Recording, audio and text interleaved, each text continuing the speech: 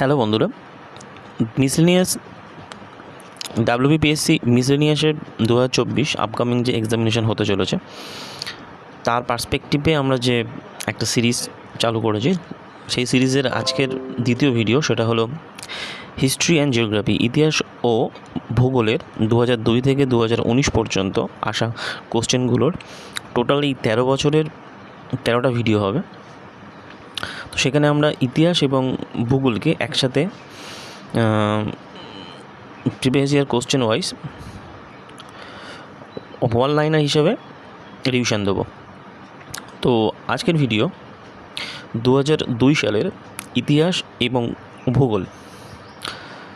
তো চলো চালু করা যাক। তো 2002 সালের ইতিহাসের ফার্স্ট কোশ্চেন বলা হচ্ছে যে রাজস্ব ব্যবস্থার কোনটির সাথে তোরলমল যুক্ত ছিলেন।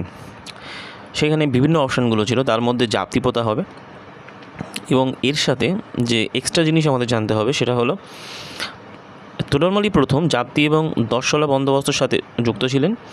তোরলমল ছিলেন আকবরের সময় তার রাজ্যের অর্থমন্ত্রী, অর্থ দপ্তরের দায়িত্বে ছিলেন এবং আকবর মনসবদারি প্রথা চালু করেছিলেন আর ইলতুৎমিশ সেখানে ইকতা প্রথা চালু করেছিলেন বা প্রবর্তন করেছিলেন। Second question, Greek Rajdoot Megasthenes কোন রাজসভায় এসেছিলেন? তো এটা তো সবাই জানো, এটা উত্তর চন্দ্রগুপ্ত মৌর্য। এবং এখানে এক্সট্রা হিসেবে আমরা দেখতে পাবো মেগাস্থেনিস ইন্ডিকা বই লিখেছিলেন। হয়ে গেল। তারপরের কোশ্চেন চলে আসছে, সিন্ধু সভ্যতা মানুষের কাছে কোনটি অজানা ছিল? অপশান হবে ঘোড়া, কারণ এখানে শুধু ঘোড়া নয়, এখানে লোহার ব্যবহারও মানুষ জানতো না, তখন শুধু তামার ব্যবহার মানুষ জানতো। এরপরের কোশ্চেন, বিক্রমবর্ষীয় রচয়িতা কে? উত্তর হলো কালিদাস। এটা একটি ভালোই কোশ্চেন, এটা বেশ ব্যতিক্রমী কোশ্চেন। এছাড়া এর সাথে যে এক্সট্রাগুলো রয়েছে সেটা হলো বাণভট্ট রচনা করেছিলেন হর্ষচরিত, শূদ্রক রচনা করেছিলেন মৃচ্ছকটিক এবং ভবভূতির রচনা হলো মালতী মাধব। এরপরেরটা হলো 5 নম্বর কোশ্চেন। 5 নম্বর কোশ্চেনে আমরা দেখছি যে ধৈ কোন রাজার সভাকবি ছিলেন? উত্তর হলো লক্ষণ সেন।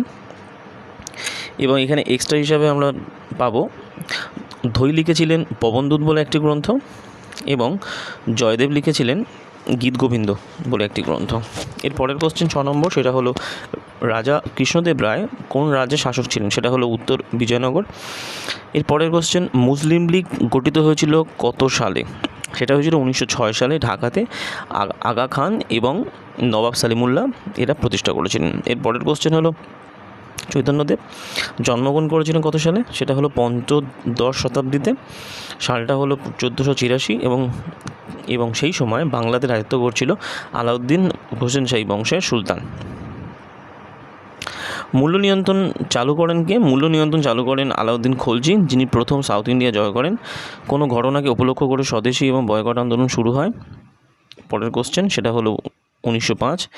এখানে যেটা আমরা এক্সট্রা হিসাবে পড়তে পারবো সেটা হলো কংগ্রেসের সুরাট অধিবেশনে 1907 সালে নরমপন্থী এবং চরমপন্থী আলাদা হয়ে যায়।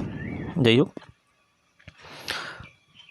এই সিরিজটার মেয়ের উদ্দেশ্য হলো যে প্রিভিয়াস ইয়ারের সে 10 বছর হোক বা 13 বছর হোক কোশ্চেনকে রেফার করে আমরা অ্যানালাইসিস করব কী কী কোশ্চেন পরবর্তীকালে এসেছিলো এবং সেই কোশ্চেনের ধাঁচ ধরে পরবর্তীকালে কোশ্চেন কী আসতে পারে। এবং এখানে যে এক্সট্রাসগুলো আছে সেগুলো কিন্তু বেশ কাজের, অর্থাৎ ইম্পর্ট্যান্ট, সুতরাং সেগুলোকেও আমাদের ফলো করতে হবে। এরপরের যে কোশ্চেন শুরু হচ্ছে সেটা হলো 2002-এর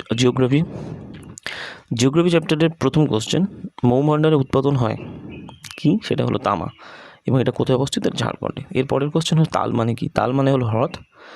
এরপরের কোশ্চেন, নাথুলা পাস কোথায় দেখতে পাওয়া যায়? সেটা সিকিম হিমালয়। এটা আশা করি সবাই জানো।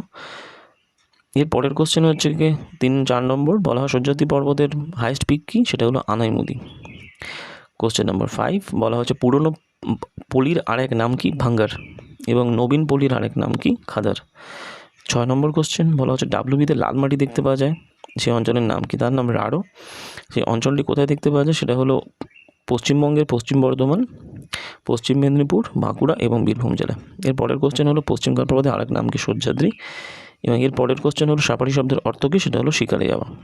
যাই হোক, মোটামুটি এরকমভাবে প্রত্যেকটা ইয়ারে যে কোশ্চেন এসেছে সেগুলোকে আমরা পার্ট করে অত্যন্ত তাড়াতাড়ি যাতে ঠিক রিভিশন মারতে পারি তার জন্য আমরা একটা করে সিরিজ এই ভিডিও বানাচ্ছি। এটা সবারই জন্য হেল্পফুল, বিশেষ করে আপকামিং ওয়েস্ট বেঙ্গল পুলিশ সার্ভিসের যে রিক্রুটমেন্টগুলো হবে, বিশেষ করে constable, WB constable, WB SI, West Bengal, Kolkata police constable, SI, WPSC miscellaneous এবং ক্লার্কশিপ এবং রেলের অন্যান্য পরীক্ষাতেও এই জিকেগুলো কাজে লাগবে। এগুলো স্ট্যাটিক জিকে, শুধু এগুলো কোনো মানে কোনোভাবেই এগুলোকে বাদ দেওয়া যায় না। যাই হোক, এই ভিডিও কন্টিনিউ হবে এবং পরের ভিডিওকে দেখতে এবং তোমরা চ্যানেলটিকে সাবস্ক্রাইব করো, চেষ্টা করো লাইক করা এবং শেয়ার করার। ওকে, দেখা হচ্ছে পরের ভিডিওতে।